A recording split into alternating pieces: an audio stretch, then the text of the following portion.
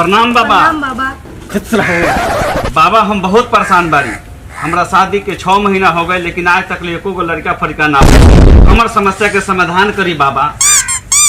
इतना दूर से आयल बड़ा, इतना दिन तू कहाँ रहा? कितना हम औरत के बच्चा पैदा करेंगे? बाबा तो 6 महीना पर बच्चा कर देवेला। सबका समस्या दम एक तनी में 6 महीना पे दूर। हमरो समस्या दूर कर दी बाबा। बहुत बाबा जल्दी दूर कर दी समस्या। शांत रहा, शांत रहा। अभी बाबा फेंकू के कमाल देखा। या माता लग जा बच्ची। बच्चा जल्दी होगा, बच्चा जल्दी होगा औरत के। ये फेंकू बाबा का चैलेंज है। या बाबा सब तो नामी है बाबा। अपने का अगर आशीर्वाद से अगर बउआ हो गए लूं तो अपने जे मांग से हम दे हम अपने के। हाँ पूरा हो जाए बाबा, बहुत जल्दी पूरा कर दी। बच्ची 6 महीना पर। घबराओ नहीं बच्चा, थोड़ा एगो काम करे के पड़ी। जी कहल जा। बच्ची बहुत कोमल दिया। एक रात बाबा के कुटिया में आवे के पड़ी।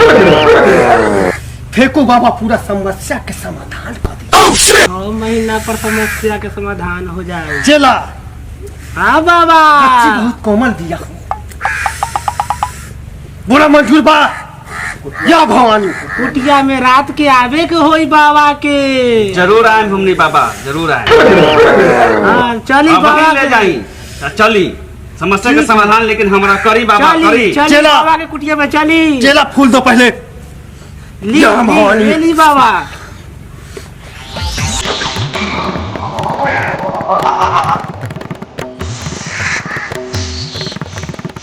हेलो बच्ची, ये लो तुम मिलो।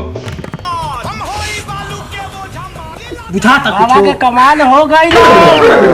बाबा के कमाल हो गई। चली कुटिया में।